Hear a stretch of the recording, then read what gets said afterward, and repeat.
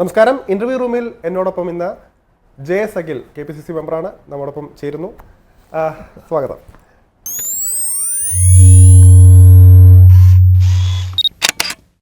നമ്മുടെ ഇപ്പോഴത്തെ ട്രെൻഡ് നിലമ്പൂരാണ്. ഇപ്പോൾ ഈ വാർത്തയിലെല്ലാം തെളിഞ്ഞു നിൽക്കുന്നത് നിലമ്പൂരുമായി ബന്ധപ്പെട്ടാണ്. അവിടെ അൻവറിൻ്റെ പേര് വരുന്നു. മാത്രമല്ല അവിടെ തന്നെ പലവിധ വിവാദങ്ങൾ ഉണ്ടാകുന്നു. അതിനകത്ത് കോൺഗ്രസിൻ്റെ നിലപാട് കൃത്യമായി പറഞ്ഞിട്ടുണ്ട്. പട്ടിക നൽകുന്നു, AICCക്ക് പട്ടിക നൽകിയപ്പോൾ അതിന് വ്യക്തമായൊരു മറുപടി ഒഫീഷ്യലായിട്ട് കോൺഗ്രസിൻ്റെ ഭാഗത്തുനിന്ന് ഉണ്ടായി എന്ന് പറയുന്നുണ്ട്. പക്ഷേ ഇപ്പോഴും പലതരത്തിലുള്ള ഒരു വിവാദങ്ങൾക്കൊരു മയം വരുന്നില്ല. അവിടെ ഒരു കോൺഗ്രസ് നേതാവെന്ന രീതിയിൽ താങ്കൾക്ക് എന്താണ് അതിനെക്കുറിച്ച് പറയാനുള്ളത്? അല്ല, സ്വാഭാവികമായിട്ടും അവിടെ ഈ പറയുന്ന പോലെ വലിയ വിവാദങ്ങൾ എന്ന് പറയാൻ ഒരിക്കലും കഴിയില്ല. അവിടെ മുൻ MLA ആയിരുന്ന PV അൻവർ അവിടെ രാജിവെച്ചതിന് ശേഷമാണ് ഇത്തരത്തിലൊരു ബൈ ഇലക്ഷൻ നടക്കുന്നത്. അപ്പോൾ അദ്ദേഹത്തിന് പറയാനുള്ള കാര്യങ്ങൾ, അദ്ദേഹം എന്ത് പറഞ്ഞിട്ടാണ് രാജിവെച്ചത് വളരെ വ്യക്തമായി അദ്ദേഹം പറഞ്ഞു. ഇടതുപക്ഷ സർക്കാരിനെതിരെയും പിണറായിസത്തിനെതിരെയും ആ ഒരു വാക്കാണ് ഉപയോഗിച്ചത്. ആ പിണറായിസത്തിനെതിരെ അദ്ദേഹം പ്രതിഷേധം കാണിച്ചിട്ടാണ് അദ്ദേഹം രാജിവെക്കുന്നത്. ഇടതുപക്ഷത്തിൻ്റെ ഭാഗമായിരുന്ന ഒരു MLA, കഴിഞ്ഞ ഭരണത്തിൻ്റെ ഭാഗവും തുടർ ഭരണത്തിൻ്റെ ഭാഗവും ഇടതുപക്ഷത്തിൻ്റെ ഭാഗമായിരുന്ന ഒരു MLA അവരുടെ ഒരു ഭരണ നയത്തിലുണ്ടായിട്ടുള്ള ഒരു താല്പര്യക്കുറവ് കാരണം, അല്ലെങ്കിൽ പിണറായിസം പറഞ്ഞുകൊണ്ട് തന്നെ അദ്ദേഹം രാജിവെച്ച് ഒരു ഉപതെരഞ്ഞെടുപ്പിനെ നേരിടുന്ന സമയത്ത് സ്വാഭാവികമായിട്ടും അവിടെ മുൻപ് ബഹുമാനപ്പെട്ട നമ്മളെല്ലാവരും ഓർക്കുന്ന ആര്യാടൻ മുഹമ്മദ് സാറ് ദീർഘകാലം MLA ആയിരുന്ന മന്ത്രിയായിരുന്ന മണ്ഡലമാണ്. അവിടെ കോൺഗ്രസിൻ്റെ UDFൻ്റെ ഒരു ഉരുക്കുകോട്ടയായിരുന്ന മണ്ഡലം തന്നെയാണ്. അക്കാര്യത്തിൽ നമുക്ക് സംശയമൊന്നുമില്ല. പക്ഷേ അവിടെ ഒരു പഴയ കോൺഗ്രസ്സുകാരനായിട്ടുള്ള അൻവർ മത്സരിക്കുന്ന സമയത്ത് എന്തോ സംഭവിക്കുകയും അവിടെ നോർമലി അവിടെ ഈ അൻവർ വിജയിക്കുന്ന ഒരു സാഹചര്യം ഉണ്ടാവുകയൊക്കെ ചെയ്തു. തെരഞ്ഞെടുപ്പാണല്ലോ, വിജയവും പരാജയവും ഒക്കെ അതിൻ്റെ ഭാഗമായി സംഭവിക്കുന്നതാണ്. അപ്പോൾ അത്തരത്തിലൊരു പരാജയം സംഭവിക്കുകയും അവിടെ അൻവർ ജയിക്കുകയും ചെയ്തു. അപ്പോൾ അൻവർ ജയിച്ച് ഈ പറഞ്ഞതുപോലെ LDFൻ്റെ ഭാഗമായി നിന്നതിന് ശേഷം അൻവറിനെ തന്നെ കൃത്യമായി ബോധ്യപ്പെട്ടു അവരുടെ ഒരു രീതി ശരിയല്ല. അവർ ജനങ്ങളോട് കാണിക്കുന്ന ഈ പറയുന്ന കാര്യങ്ങളെല്ലാം വെറും പൊള്ളത്തരമാണ്. യഥാർത്ഥത്തിൽ ജനകീയ വിഷയങ്ങളിലൊന്നും അവർക്ക് ഇടപെടാൻ കഴിയുന്നില്ല. വികസനമൊന്നും നടക്കുന്നില്ല. ഈ പറയുന്ന പോലെ മുഖ്യമന്ത്രിയുടെ കുടുംബത്തിന് മാത്രമാണ് ആകെ വികസനം ഉണ്ടാകുന്നതെന്ന് സ്വയം പറഞ്ഞുകൊണ്ട് രാജിവെച്ച ഇടതുപക്ഷത്തിൻ്റെ ഭാഗമായിരുന്ന MLA. അപ്പോൾ അദ്ദേഹം ചൂണ്ടിക്കാണിച്ച കാര്യങ്ങൾ അതെല്ലാം ഈ പറയുന്നത് പോലെ കഴിഞ്ഞ തെരഞ്ഞെടുപ്പിൻ്റെ സമയത്ത് പോലും അൻവർ അവിടെ LDFൻ്റെ സ്ഥാനാർത്ഥിയായി മത്സരിക്കുന്ന സമയത്ത് പോലും UDF പറഞ്ഞ കാര്യങ്ങളാണ്. UDF എന്താ പറയുന്നത്? അൻവർ ഇടതുപക്ഷത്തിൻ്റെ ഭാഗമായി നിൽക്കുമ്പോൾ UDF മുന്നണി ആ കാലഘട്ടത്തിൽ പോലും തെരഞ്ഞെടുപ്പിൽ പറയുന്നത് കോൺഗ്രസ് ജയിക്കേണ്ട അനിവാര്യതയെക്കുറിച്ച് പറയുകയാണ്. പക്ഷേ ജനങ്ങൾ അൻവറിനെ ജയിപ്പിച്ചു. അപ്പോൾ അൻവർ തന്നെ പറയുകയാണ് അത് തെറ്റായിപ്പോയി, ആ LDFൻ്റെ ഭാഗമായി നിൽക്കാൻ പാടില്ലായിരുന്നു. യഥാർത്ഥത്തിൽ ഇവിടെ ഈ പറഞ്ഞതുപോലെ ഞാൻ അന്ന് LDFൻ്റെ ഭാഗമായി നിന്ന് ജയിച്ചത് തെറ്റായിപ്പോയി എന്ന് ഇന്ന് പൊതുസമൂഹത്തോട് വിളിച്ചു പറഞ്ഞ് ആ MLA സ്ഥാനം രാജിവെച്ച അൻവറാണ്. അപ്പോഴും പറയുന്നത് കോൺഗ്രസ് പറഞ്ഞതാണ് ശരി എന്നുള്ളതാണ് ഈ കാലഘട്ടത്തിൽ വന്ന് നിൽക്കുന്നൊരു യാഥാർത്ഥ്യം. പിന്നെ അൻവറിനെ സംബന്ധിച്ചിടത്തോളം ഞങ്ങളാരും കോൺഗ്രസ് ഒരു ഘട്ടത്തിൽ പോലും അൻവറിനെ തള്ളി പറഞ്ഞിട്ടില്ല. എന്താണ് PV അൻവറിനെ സംബന്ധിച്ച് അദ്ദേഹം അവിടുത്തെ മുൻ MLA ആയിരുന്ന ആളാണ്. അദ്ദേഹം ഒരു മുൻ കോൺഗ്രസ്സുകാരനാണ്. അദ്ദേഹം പറയുന്നത് കേൾക്കാൻ കോൺഗ്രസ് പരിപൂർണമായി തയ്യാറായിട്ടുണ്ട്. അദ്ദേഹത്തിൻ്റെ അഭിപ്രായം പറയാനുള്ള സ്വാതന്ത്ര്യം ഉണ്ടായിട്ടുണ്ട്. അദ്ദേഹത്തിന് ഏത് സമയവും ആ രാജിവെച്ച സമയത്തൊക്കെ കോൺഗ്രസ് സത്യം പറഞ്ഞു കഴിഞ്ഞാൽ കോൺഗ്രസിലേക്ക് അദ്ദേഹത്തെ മെമ്പർഷിപ്പ് എടുത്ത് സ്വീകരിക്കാൻ പോലും, മെമ്പർഷിപ്പ് എടുക്കാൻ തയ്യാറായിട്ടുണ്ടെങ്കിൽ മെമ്പർഷിപ്പ് നൽകാൻ പോലും കോൺഗ്രസ് പാർട്ടി തീരുമാനിച്ചതാണ് ഒരു ഘട്ടത്തിൽ. പക്ഷേ അദ്ദേഹം എന്തു ചെയ്തു? അദ്ദേഹം ഈ പറഞ്ഞതുപോലെ തൃണമൂൽ കോൺഗ്രസിൻ്റെ ഭാഗമായി അദ്ദേഹം പ്രവർത്തിക്കാനായിട്ട് തയ്യാറാകുന്നു. അതിൻ്റെ സംസ്ഥാന ഘടകങ്ങൾ അദ്ദേഹത്തിന് വേണ്ടി ഇടപെടുന്നു, അഭിപ്രായം പറയുന്നു. അപ്പോൾ യഥാർത്ഥത്തിൽ ഒരു ഇന്ത്യ മുന്നണിയുടെ ഭാഗമായിട്ടുള്ള കക്ഷിയാണെങ്കിൽ കൂടിയും കേന്ദ്ര തലത്തിൽ ചില കൂടിയാലോചനകൾ നടത്താതെ ഇത്തരം കാര്യങ്ങളിലേക്ക് കേരള ഘടകമായിട്ടുള്ള കോൺഗ്രസ്സിന് ഒരിക്കലും ഈ പറയുന്ന കാര്യത്തിൽ തീരുമാനം എടുക്കാൻ കഴിയില്ല. എന്താണ്, ഒരു ദേശീയ പ്രസ്ഥാനത്തിൻ്റെ ഭാഗമായി ഇവിടെ ഒരു കക്ഷി നമ്മളോടൊപ്പം ചേരാൻ തയ്യാറായി നിൽക്കുമ്പോൾ അത് ദേശീയ അടിസ്ഥാനത്തിലുള്ള മറ്റു ചർച്ചകളുടെ ഒരു കാലതാമസം അതിനകത്ത് എടുക്കും. ആ കാലതാമസമാണ് ഈ പറഞ്ഞതുപോലെ കേരളത്തിലെ നേതാക്കൾ ആവശ്യപ്പെട്ടൊരു കാലതാമസം. അല്ലാതെ ഈ അൻവറിനോടുള്ള നിങ്ങൾ മാധ്യമ സൃഷ്ടിയുടെ ഭാഗമായി ഉണ്ടാക്കിയിട്ടുള്ള ഒരു വിയോജിപ്പോ അല്ലെങ്കിൽ ഒരു അകൽച്ചയോ ഒന്നും ഞങ്ങൾക്ക് ഒരു ഘട്ടത്തിൽ പോലും അൻവറിനോട് ഉണ്ടായിട്ടില്ല എന്നുള്ളതാണ്. പക്ഷേ അൻവർ എടുത്തൊരു തീരുമാനമുണ്ട്. തൃണമൂൽ കോൺഗ്രസിൻ്റെ ഭാഗമായി അൻവർ മെമ്പർഷിപ്പ് എടുത്ത് ആ കക്ഷിയുടെ ഭാഗമായി നിൽക്കുമ്പോൾ തൃണമൂൽ കോൺഗ്രസിനെ NDAയുടെ ഭാഗമായി കേന്ദ്രത്തിൽ ഉണ്ടാകേണ്ട ചർച്ചയുണ്ട്. ഇന്ത്യ മുന്നണിയുടെ ഭാഗമായി ആ കേന്ദ്ര നേതൃത്വം എടുക്കേണ്ട ഒരു തീരുമാനമുണ്ട്. ആ തീരുമാനത്തിന് വേണ്ടിയിട്ടുള്ളൊരു കാലതാമസമാണ്. അല്ലാതെ അൻവറിനോട് നമുക്ക് അങ്ങനെ വിയോജിപ്പൊന്നുമില്ല. അൻവറിൻ്റെ ഏത് ഘട്ടത്തിലും അൻവറിൻ്റെ തിരിച്ചറിയൽക്കൊപ്പമാണ് കോൺഗ്രസ് നിന്നത്. അൻവർ LDF ശരിയല്ല, തെറ്റാണെന്ന് അൻവർ തിരിച്ചറിഞ്ഞു. ആ തിരിച്ചറിവ് ശരിയാണ് എന്നുള്ള മട്ടിൽ തന്നെയാണ് കോൺഗ്രസ് അൻവറിനോടൊപ്പം നിന്നതും. അതുകൊണ്ട് അൻവർ മാറിയിട്ട് തെരഞ്ഞെടുപ്പിൽ മത്സരിക്കുമ്പോൾ ആ പറയുന്ന അല്ലെങ്കിൽ അൻവർ നിർദ്ദേശിക്കുന്ന ആ തലത്തിൽ തന്നെ പോകണമെന്ന് പറയുന്നത് ശരിയല്ല. കാരണം കോൺഗ്രസ് ആദ്യം മുതൽ എന്താണ് പറയുന്നത്, ആ അവസ്ഥയിൽ തന്നെയാണ് കോൺഗ്രസ് ഇപ്പോഴും പോകുന്നത്. കോൺഗ്രസ് CPM-നെതിരെ പറയുന്നു, ആ CPM-നെതിരെ പറയുന്ന ലൈനിൽ തന്നെയാണ് നമ്മളിപ്പോഴും പോകുന്നത്. പക്ഷേ അൻവർ ഉണ്ടാക്കുന്ന ഒരു തലവേദന എന്ന് പറയും, വിവാദം എന്ന് പറയുന്നില്ല, താങ്കൾ പറയുമ്പോൾ ഒരു തലവേദന സൃഷ്ടിച്ചിട്ടുണ്ട് എന്നത് യാഥാർത്ഥ്യമാണ്. അതായത് ഇന്ന് തന്നെ പരസ്യമായിട്ട് വന്ന് പറയുന്നു, അതായത് KPCC പ്രതിപക്ഷ നേതാവിനെതിരെ പരസ്യമായിട്ട് പറയുന്നു, ചെളിവാരി എറിയുന്നു, വസ്ത്രാക്ഷേപം നടത്തി തെരുവിലിറക്കി അപമാനിക്കുന്നു എന്ന തരത്തിലുള്ള രീതിയിൽ പറയുന്നുണ്ട്. ഇത് നേരിട്ട് കോൺഗ്രസിനുള്ളിൽ ഒരു പൊട്ടിത്തെറിക്കൊരു ചാൻസ് വരുത്തില്ലേ? മാത്രമല്ല ഇവിടെ മമതാ ബാനർജിയെ അടക്കം കൊണ്ടുവന്ന് പ്രചരണം നടത്തി സ്വതന്ത്രനായി ചിലപ്പോൾ മത്സരിക്കുമെന്നുള്ള ഭീഷണി മുഴക്കുന്നു. ഈ തരത്തിൽ പറയുന്ന ഒരാളെ എങ്ങനെ ഉൾക്കൊള്ളണം ഒരു പാർട്ടി എന്ന നിലയ്ക്ക്? അതുകൂടെ നമ്മൾ പരിഗണിക്കേണ്ട ഒരു കാര്യമല്ലേ? അല്ല, ഇവിടെ നമ്മൾ മറ്റൊരു കാര്യത്തിലേക്ക് ചിന്തിക്കേണ്ടത് കോൺഗ്രസിൻ്റെ ഈ നയത്തിലും അല്ലെങ്കിൽ കോൺഗ്രസിൻ്റെ രീതിയിലൊക്കെ ഉണ്ടായിട്ടുള്ള വലിയൊരു മാറ്റമുണ്ട്. ഇപ്പോൾ അൻവർ ഉദ്ദേശിച്ചത് എന്ത് തന്നെ ആയിക്കോട്ടെ, അൻവറിൻ്റെ ഭാഗം വിടുക. പക്ഷേ ഇവിടെ പൊതുസമൂഹം ഒരു ചിന്തിച്ച ഒരു വലിയ തെറ്റിദ്ധാരണയുണ്ട്. ഇപ്പോൾ അവിടെ 2 സ്ഥാനാർത്ഥികളെ പരിഗണിക്കപ്പെട്ടു. ആര്യാടൻ ഷൗക്കത്തും അഡ്വക്കേറ്റ് VS ജോയും. ആര്യാടൻ ഷൗക്കത്തിലേക്ക് AICC നേതൃത്വം തീരുമാനമെടുത്തു. അൻവർ പോലും സജസ്റ്റ് ചെയ്തത് മറ്റൊരു പേരാണ്. പക്ഷേ പാർട്ടി എടുത്ത ഒരു നിലപാട്, പാർട്ടി ഒരു തീരുമാനമെടുത്തു. എല്ലാവരും ചിന്തിച്ചു വലിയൊരു പൊട്ടിത്തെറി ഉണ്ടാവും, VS ജോയി ഇടഞ്ഞു നിൽക്കും എന്നൊക്കെ ചിന്തിച്ച ഒരാളുകളുണ്ട്. പക്ഷെ എന്തായിരുന്നു VS ജോയിയുടെ സ്റ്റേറ്റ്മെൻറ്റ്? നമ്മൾ കാണേണ്ട ഒരു കാര്യമല്ലേ? ജോയി പറഞ്ഞു, ഒരു അരനാവ് കൊണ്ട് പോലും, എൻ്റെ നോട്ടം കൊണ്ട് പോലും ഈ പ്രസ്ഥാനത്തിന് മോശമാകുന്ന ഒരു ഇടപെടലും എൻ്റെ ഭാഗത്തുനിന്ന് ഉണ്ടാകില്ല എന്നൊരു ചെറുപ്പക്കാരൻ പറയുകയാണ്. അവിടെ ഈ പറയുന്നത് പോലെ ഇതിനെ തകർക്കാൻ നിന്ന വലിയൊരു പുറത്തെ വലിയൊരു മാഫിയ സംഘം ഈ സ്റ്റേറ്റ്മെൻറ്റ് കൊണ്ട് നിലംപരിശായിപ്പോയി. കോൺഗ്രസിനകത്ത് എന്തോ വലിയ പൊട്ടിത്തെറി സംഭവിക്കാൻ പോകുന്നു എന്നൊക്കെ ചിന്തിച്ച ആളുകൾ അത് നിലംപരിശായിപ്പോയി എന്നുള്ളതാണ് അർത്ഥം. അപ്പോൾ ഇവിടെ കോൺഗ്രസ് ഉണ്ടായിട്ടുള്ള വലിയ മാറ്റമുണ്ട്. ഇപ്പോൾ കേരളത്തിലെ ഏറ്റവും പ്രായം കുറഞ്ഞ ഒരു DCC പ്രസിഡന്റാണ് VS ജോയി. ആ VS ജോയിയുടെ സ്ഥാനാർത്ഥിയാവാൻ അദ്ദേഹം ആഗ്രഹിച്ചിരുന്നു. പാർട്ടി അദ്ദേഹത്തെ വളരെ സീരിയസ് ആയി അദ്ദേഹത്തിൻ്റെ പേര് ഡിസ്കസ് ചെയ്തിരുന്നു. പക്ഷേ അദ്ദേഹത്തിന് സ്ഥാനാർത്ഥിയാവാൻ കഴിഞ്ഞില്ല. പക്ഷേ ഈ വരാൻ പോകുന്ന തെരഞ്ഞെടുപ്പിൽ മലപ്പുറം ജില്ലാ പ്രസിഡന്റ് എന്നുള്ള നിലയിൽ, DCC പ്രസിഡന്റ് എന്ന നിലയിൽ നിലമ്പൂർ തെരഞ്ഞെടുപ്പിന് നേതൃത്വം കൊടുക്കാൻ പോകുന്നതും ചുക്കാൻ പിടിക്കുന്നതും VS ജോയിയാണ്. അപ്പോൾ ആ സ്ഥാനാർത്ഥിയായി പരിഗണിക്കപ്പെട്ട VS ജോയി തന്നെ കോൺഗ്രസ് തീരുമാനിച്ചിരുന്ന പരിഗണിച്ചിരുന്ന VS ജോയി തന്നെ കോൺഗ്രസ് തീരുമാനിച്ച സ്ഥാനാർത്ഥിക്ക് വേണ്ടി അതേ രീതിയിൽ മുന്നും മുഴത്ത് കൂട്ടി ഇറങ്ങുകയാണ് തെരഞ്ഞെടുപ്പ് പ്രവർത്തനത്തിന് വേണ്ടിയിട്ട്. അപ്പോൾ നമ്മൾ മനസ്സിലാക്കുന്നത് വലിയൊരു മാറ്റമാണ്. പണ്ടാണെങ്കിൽ വലിയ പൊട്ടിത്തെറിയും വാർത്തയും വിവാദവും ഒക്കെ ഉണ്ടാവുമെന്ന് പ്രതീക്ഷിക്കുന്ന സ്ഥലത്താണ് ഇത്തരത്തിലുള്ളൊരു മാറ്റം. അപ്പോൾ കോൺഗ്രസ് ഇക്കാര്യത്തിൽ ഒറ്റക്കെട്ടാണ്. കോൺഗ്രസിൻ്റെ ഒരു പുതിയ നേതൃത്വമുണ്ട്. സണ്ണി ജോസഫ് ഉൾപ്പെടെയുള്ള നേതാക്കന്മാരുടെ പുതിയൊരു ഫേസ് ഉണ്ട്. കോൺഗ്രസ് ജനങ്ങളുടെ മുന്നിൽ വളരെ കൃത്യതയോടുകൂടി എവിടെയെങ്കിലുമൊക്കെ ചെന്ന് കഴിഞ്ഞ് ചിലപ്പോൾ ചില ആളുകൾ പറയാറുണ്ട് കോൺഗ്രസിനകത്തുള്ള നിങ്ങൾ തമ്മിൽ അടി നിർത്തിയിട്ട് വരണം എന്നൊക്കെ. അത്തരത്തിലുള്ള ആ ഒരു വ്യാജ പ്രചരണങ്ങളെല്ലാം തെറ്റാണെന്ന് തെളിയിക്കാൻ കഴിയുന്ന തെരഞ്ഞെടുപ്പാണിത്. അപ്പം അൻവർ എന്ത് തന്നെ പറഞ്ഞാലും അൻവർ പറയുന്ന കാര്യത്തിനകത്ത് എന്തെങ്കിലും മെറിറ്റ് ഉണ്ടെങ്കിൽ അത് കോൺഗ്രസ് നേതൃത്വം കൃത്യമായി പരിശോധിക്കും.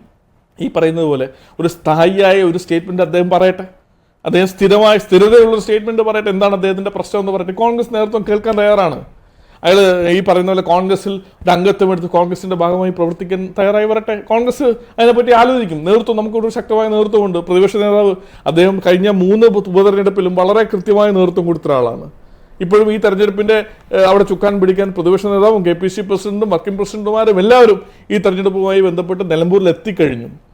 നിങ്ങൾ ഈ കോൺഗ്രസിൻ്റെ സ്ഥാനാർത്ഥിയുടെ പുറകെയും ഈ പറയുന്ന പോലെ PV അൻവറിൻ്റെ പുറകെയൊക്കെ പോകുന്ന സമയത്ത് നിങ്ങളൊരു കാര്യം ചിന്തിക്കേണ്ടത് BJPക്ക് സ്ഥാനാർത്ഥി ഇടുന്ന കാര്യത്തിൽ പോലും സംശയമാണ്. അവിടെ ഇടണോ വേണ്ടെന്നുള്ള ചർച്ചയിലാണ് അവർ. CPM-ന്റെ സ്ഥാനാർത്ഥിയെ പ്രഖ്യാപിക്കുമെന്ന് പറഞ്ഞിട്ട് കാണാനില്ല. ഇന്ന് പറയുന്നത് ഇനി ഒരാഴ്ച കഴിയുമെന്നാണ് പറയുന്നത്. ഒരാഴ്ചയ്ക്കുള്ളിൽ സ്ഥാനാർത്ഥി ഉണ്ടാകുമെന്ന് CPM പറയുന്നു. എന്തുകൊണ്ട് മാധ്യമങ്ങൾ ഇത്തരം ചർച്ചകളുടെ പുറകിലേക്ക് പോകുന്നില്ല എന്നുള്ളതാണ് നമ്മുടെ ചോദ്യം. അല്ല, അത് മറ്റൊരു കാര്യം കൂടെ ഉണ്ട്. അൻവർ പറയുന്ന വാക്കുകൾ കേൾക്കാൻ ഇപ്പോൾ കുറേ പേര്, ഇപ്പം നേരത്തെ പറഞ്ഞ ഞാൻ തുടങ്ങി ഇതിൻ്റെ ഈ ഇന്റർവ്യൂവിൻ്റെ തുടക്കത്തിൽ തന്നെ പറഞ്ഞു, ഒരു ട്രെൻഡിങ് വിഷയമായിട്ട് മാറ്റാൻ അൻവറിന് സാധിക്കുന്നുണ്ട്. നിലമ്പൂർ എന്നാൽ ഇപ്പോൾ അൻവർ എന്ന രീതിയിൽ കൊണ്ടുവരുന്നുണ്ട്. അദ്ദേഹം പല രീതിയിലും കൊണ്ട് മാത്രമല്ല അദ്ദേഹത്തിൻ്റെ സ്റ്റേറ്റ്മെൻറ്റുകൾ, അദ്ദേഹം ഡിമാൻഡുകൾ വയ്ക്കുന്നുണ്ട് ഒരുപാട്. അതായത് പറഞ്ഞൊരു കാര്യം, വരുന്ന നിയമസഭാ തെരഞ്ഞെടുപ്പിൽ വിജയസാധ്യതയുള്ള 1 സീറ്റും അതുപോലെ തന്നെ 2 സീറ്റ് ഇലക്ഷൻ കിട്ടിയാൽ തൃണമൂൽ കോൺഗ്രസിനെ കൂടെ ഭാഗമാക്കണമെന്ന് അദ്ദേഹം കൃത്യമായി പറയുന്നുണ്ട്. അതിലൊരു വ്യക്തത കോൺഗ്രസിൽ നിന്ന് ഉണ്ടാകുന്നില്ല എന്നൊരു തരത്തിലുള്ള ആക്ഷേപം കൂടി മറുവശത്തു നിന്നുണ്ട്. മാത്രമല്ല താങ്കൾ പറഞ്ഞ പോലെ തന്നെ VS ജോയി ഇതിനകത്ത് എടുത്ത നിലപാട് കൃത്യമായിട്ട് നിലപാടെടുക്കുന്നു. മാത്രമല്ല മിതവാദിയായ ആര്യാടൻ ഷൗക്കത്തിൽ നമുക്കറിയാം, മിതവാദിയാണ്. അദ്ദേഹത്തിന് ഒരുപാട് രാഷ്ട്രീയ പാരമ്പര്യം പറയാനുണ്ട്. കോൺഗ്രസിൽ അടിയുറച്ച് വിശ്വസിക്കുന്നുണ്ട്. അദ്ദേഹം ഒരിക്കലും കോൺഗ്രസ് വിട്ട് പോകുന്നില്ല എന്നൊക്കെ പറയുന്നുണ്ട്. എന്നിട്ട് ഈ ഒരു കാര്യങ്ങളെല്ലാം കൂടെ കൂട്ടിച്ചേർത്ത് എന്തുകൊണ്ട് അൻവറിനൊരു പരിഗണന, ഇപ്പോൾ കൃത്യമായൊരു സ്റ്റേറ്റ്മെൻറ്റ് ആദ്യമേ തന്നെ കോൺഗ്രസിൻ്റെ ഭാഗത്തു നിന്ന് ഉണ്ടായില്ല എന്നുള്ളൊരു പൊതു സംസാരം ഇവിടെ ഉണ്ട്. അതാണ് ഇവിടെ ചോദിക്കുന്നത്. അത് നമ്മൾ ഈ പറഞ്ഞ പോലെ ഇന്ത്യൻ നാഷണൽ കോൺഗ്രസിനെ സംബന്ധിച്ചിടത്തോളം ഒരു കോൺഗ്രസ് ഇപ്പോൾ നമ്മളറിയാലോ എത്രയോ മഹാന്മാരായിട്ടുള്ള നേതാക്കന്മാർ കോൺഗ്രസ് വിട്ടുപോയിട്ടുണ്ട്. എന്നിട്ട് കോൺഗ്രസിനൊന്നും സംഭവിച്ചിട്ടില്ല. കോൺഗ്രസിൽ എന്ന് പറയുന്നത് ഏറ്റവും ഇന്ത്യയുടെ ആത്മാവുമായി ബന്ധപ്പെട്ട് നിൽക്കുന്ന ഒരു രാഷ്ട്രീയ പ്രസ്ഥാനമാണ്. അപ്പോൾ ആരുടെയെങ്കിലും വിലപേശികൾക്ക് മുമ്പിൽ വഴങ്ങുന്ന തരത്തിലേക്ക് കോൺഗ്രസ് പ്രസ്ഥാനത്തെ മാറ്റിയെടുക്കാൻ ഒരിക്കലും കോൺഗ്രസ് നേതൃത്വത്തിൽ ഇരിക്കുന്ന ആളുകൾ ഒട്ടും തയ്യാറായില്ല എന്നൊരു യാഥാർത്ഥ്യമുണ്ട്. അത് ഒരു യാഥാർത്ഥ്യമാണ്. പക്ഷെ അൻവറിനെ സംബന്ധിച്ചിടത്തോളം ഞങ്ങൾ പറയുന്നുണ്ടല്ലോ, അൻവറിനെ കേൾക്കാൻ കോൺഗ്രസ് തയ്യാറാണ്. അൻവർ സ്ഥായിയായ നിലപാട് പറഞ്ഞു കഴിഞ്ഞാൽ അതിനെ ഉൾക്കൊണ്ട് മുന്നോട്ട് പോകാൻ ഞങ്ങൾ തയ്യാറാണ്.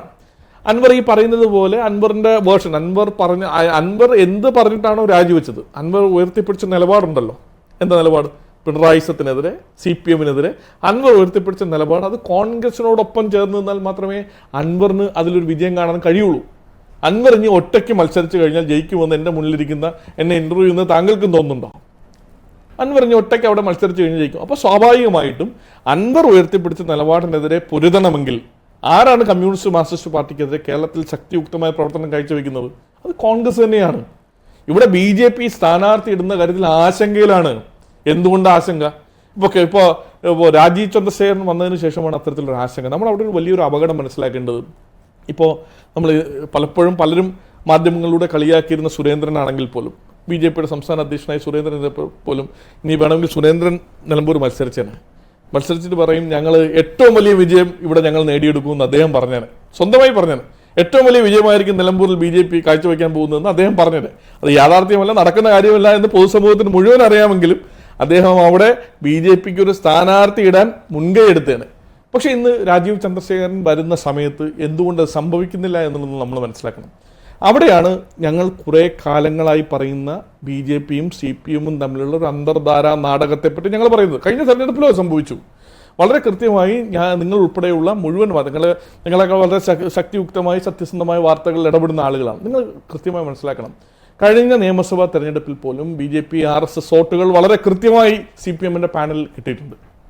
ഞങ്ങളുടെ പകുതി 33ഓളം ഞങ്ങളുടെ സ്ഥാനാർത്ഥികൾ, UDF സ്ഥാനാർത്ഥികൾ പരാജയപ്പെടുത്തിയിരിക്കുന്നത് വെറും 5000 വോട്ടിൽ താഴെയുള്ള വോട്ട് ഷെയറിങ്ങിലാണ്. അപ്പോൾ ആ വോട്ട് ഷെയറിൽ നമ്മുടെ കോൺഗ്രസ് സ്ഥാനാർത്ഥികൾ പരാജയപ്പെട്ടപ്പോൾ RSS BJP കേന്ദ്രങ്ങളിൽ കൃത്യമായ വോട്ടിന് ചോർച്ച സംഭവിച്ചിട്ടുണ്ട്. ആ വോട്ട് കൃത്യമായി പ്ലസ് ആയിരിക്കുന്നത് CPM കേന്ദ്രങ്ങളിലേക്കാണ്, CPM സ്ഥാനാർത്ഥികൾക്കാണ്, അവരുടെ ബാലറ്റിലേക്കാണ്. അപ്പോൾ അത് അവിടെ എങ്ങനെ സംഭവിച്ചു? അതാണ് ഞങ്ങൾ ചൂണ്ടിക്കാണിക്കുന്ന ഇതേ അഡ്ജസ്റ്റ്മെൻറ്റ്. ഇവിടെ PV അൻവർ പിണറായി വിജയനെതിരെ നിലപാടെടുത്ത് അവിടെ ഒരു ബൈ ഇലക്ഷൻ നടക്കുന്നു. BJP-ക്ക് എന്തുകൊണ്ട് പിണറായി വിജയനെതിരെ നിലപാടെടുത്ത് അവിടെ സ്ഥാനാർത്ഥി ഇടാൻ കഴിയുന്നില്ല? അപ്പോൾ BJP-ക്ക് ആത്മാർത്ഥമായി CPM-നെതിരെ ഒരു നയമുണ്ടെങ്കിൽ, നിലപാടുണ്ടെങ്കിൽ BJP അവിടെ തുടർന്ന് കാണിച്ചു. ക്രൈസ്തവ വോട്ടുകൾ അവിടെ ഒരു ഇമ്പാക്ട് ഉണ്ടാക്കില്ല. അങ്ങനെ നോക്കുമ്പോൾ ക്രൈസ്തവ വോട്ടുകൾ BJP-യിലേക്ക് ഉണ്ട് എന്നുള്ളതാണല്ലോ അവരുടെ നേതാക്കന്മാരൊക്കെ പറയുന്നത്. എന്താ അവർക്കപ്പോൾ ഇപ്പോൾ അങ്ങനെ ഒരു വിശ്വാസമില്ലേ? ക്രൈസ്തവ വോട്ടുകൾ മുഴുവൻ ഞങ്ങൾ ഇപ്പോൾ മണിപ്പൂരിൽ ഞങ്ങൾ പള്ളി തകർത്താലും ഈ പറയുന്നത് പോലെ കേരളത്തിൽ ഞങ്ങൾ ബിഷപ്പുമാരെ പോയി കണ്ട് ഞങ്ങളുടെ വോട്ടുകൾ ഞങ്ങളോടൊപ്പമാണെന്ന് ഉറപ്പിച്ച് പറയുന്ന ആളുകളാണ് BJP നേതാക്കന്മാർ. അപ്പോൾ അത്തരം ആളുകൾക്ക് ഈ പറയുന്നത് പോലെ ഈസ്റ്ററിന് പോലും മിക്ക ബിഷപ്പ് ഹൗസുകളിലും പോകാൻ അവർക്ക് ധൈര്യമില്ലായിരുന്നു. പേടിയാണ്. കാരണം ഈസ്റ്ററിൻ്റെ തലേ ദിവസവും മണിപ്പൂർ നടന്ന സംഭവം ഇവിടെ മുഴുവൻ ചർച്ച ചെയ്യപ്പെട്ട കാര്യമാണ്. അപ്പോൾ ഈസ്റ്റർ ദിനത്തിൽ പോലും BJP നേതാക്കന്മാർക്ക് ഇവിടെ ഒരു ബിഷപ്പ് ഹൗസിലേക്ക് പോകാനുള്ള ധൈര്യമില്ലായിരുന്നു. ആ പറയുന്ന ആളുകൾ ഏത് തരത്തിലാണ് ക്രിസ്തീയ സമൂഹത്തോട്, അല്ലെങ്കിൽ ക്രിസ്ത്യൻസിനോട്, ഈ ക്രിസ്തീയ സമൂഹത്തിനോട് എങ്ങനെയാണ് അവർക്ക് നീതി പുലർത്താൻ കഴിഞ്ഞു എന്ന് പറയാൻ കഴിയുക? അപ്പോൾ അങ്ങനെ ഒരു നീതി പുലർത്തിയിട്ടുണ്ട്, നിങ്ങളോടൊപ്പം ഞങ്ങളുണ്ട് എന്ന് അവർക്ക് ബോധ്യപ്പെടുത്താൻ കഴിഞ്ഞിട്ടുണ്ടെങ്കിൽ നിലമ്പൂരിൽ അവർക്ക് ക്രിസ്തീയ വോട്ടുകളെല്ലാം ഒരുമിച്ച് ചേർത്ത് അവർക്ക് വലിയൊരു വിജയം കാഴ്ചവെക്കാൻ കഴിയില്ലേ? എന്തുകൊണ്ട് അവർക്കൊരു സ്ഥാനാർത്ഥി ഇടാൻ പോലും കഴിയാത്ത രീതിയിൽ അവർ അവിടെ ഭയപ്പെടുന്നു? അപ്പോൾ അത് അവരുടെ വോട്ട് ഷെയർ മാത്രമല്ല, അത് CPM-നെ സഹായിക്കുക എന്നൊരു നയം കൂടി ഉണ്ട് എന്നുള്ളത് കോൺഗ്രസ് ഉറച്ചു വിശ്വസിക്കുന്നു. രാജീവ് ചന്ദ്രശേഖർ എന്ന് പറയുന്ന ആള് കേന്ദ്ര BJP-യുടെ ഭാഗമായി ഇവിടെ പ്രസിഡന്റായി വന്ന ഒരാളാണ്.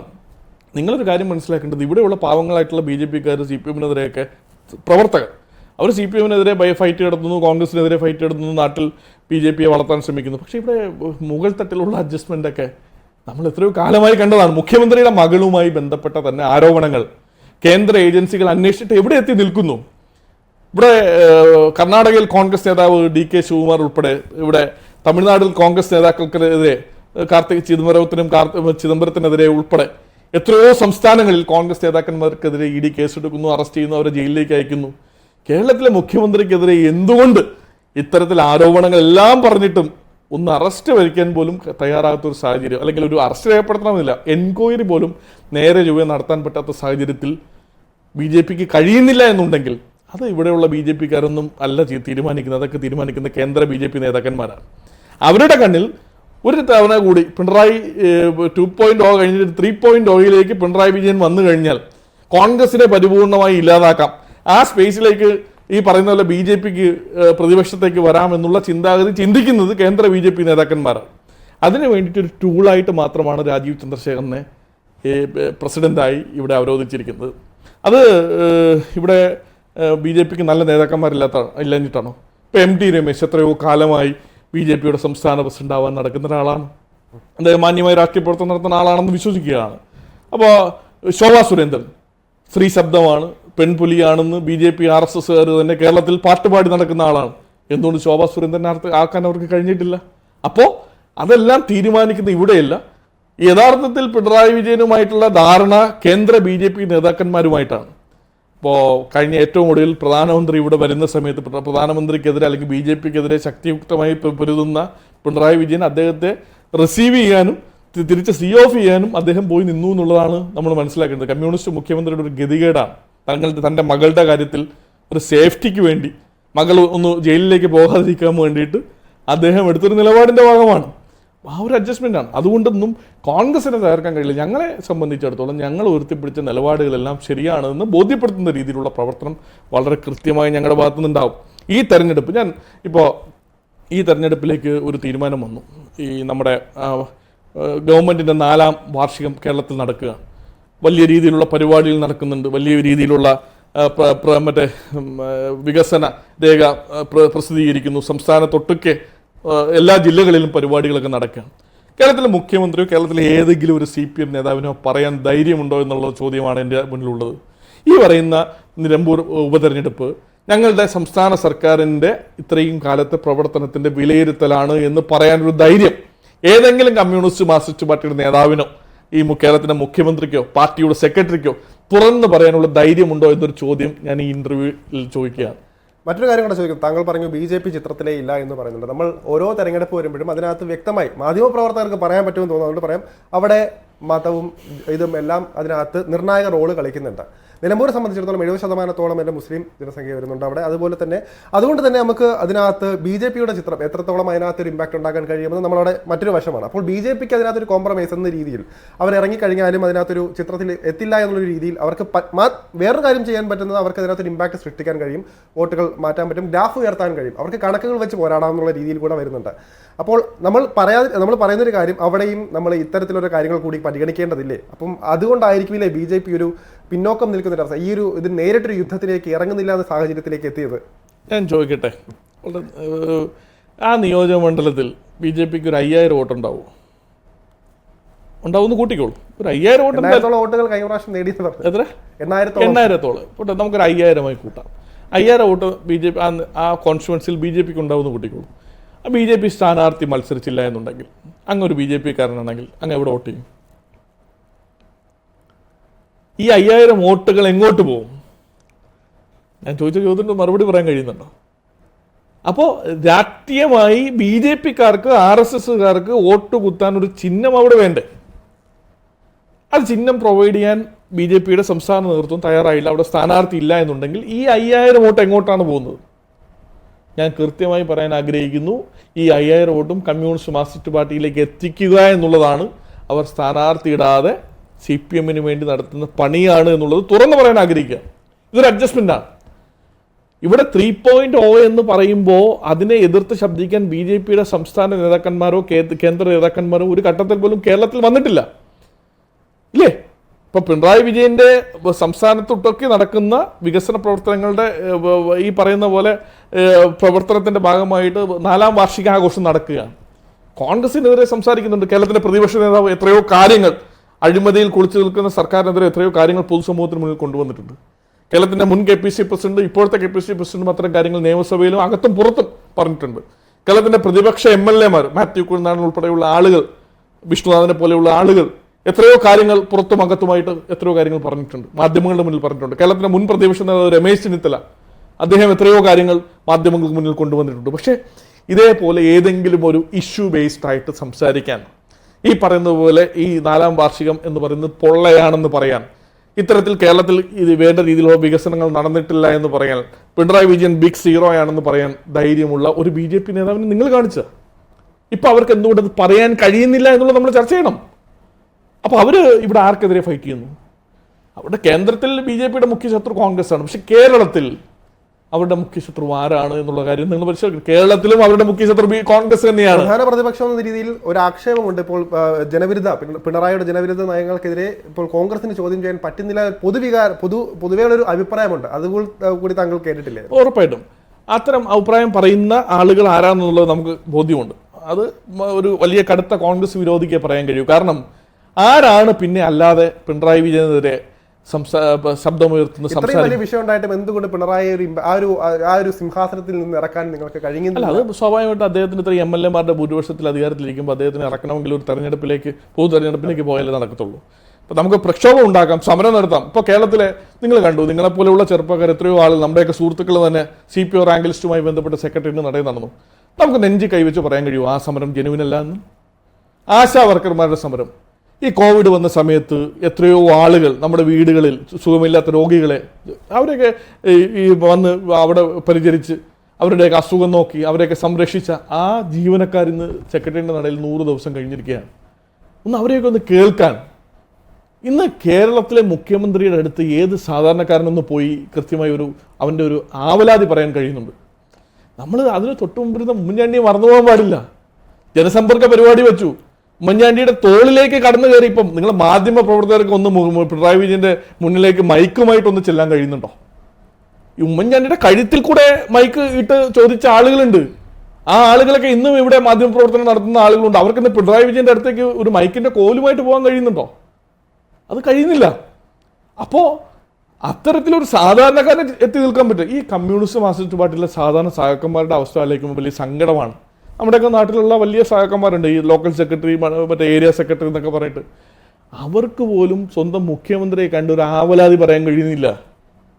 നമ്മൾ യാഥാർത്ഥ്യം മനസ്സിലാക്കി. തിരുവനന്തപുരത്ത് ഒരു MLA, CPM-ന്റെ കമ്മ്യൂണിസ്റ്റ് മാർക്സിസ്റ്റ് പാർട്ടിയുടെ MLA അദ്ദേഹത്തിന്റെ കോൺസ്റ്റിറ്റ്യുവൻസിയുമായി ബന്ധപ്പെട്ടൊരു വിഷയം പറയാനായിട്ട് അദ്ദേഹം മുഖ്യമന്ത്രിയുടെ അടുത്ത് പോയപ്പോഴത്തേക്കും കടക്കുപുറത്ത് അദ്ദേഹത്തിനോട് പറഞ്ഞു. അത് വെളിയിൽ അറിഞ്ഞ എങ്ങനെയെന്ന് വെച്ചാൽ ഞങ്ങളുടെ ഒരു MLA കൂടെ കൂടെ ഉണ്ടായിരുന്നു.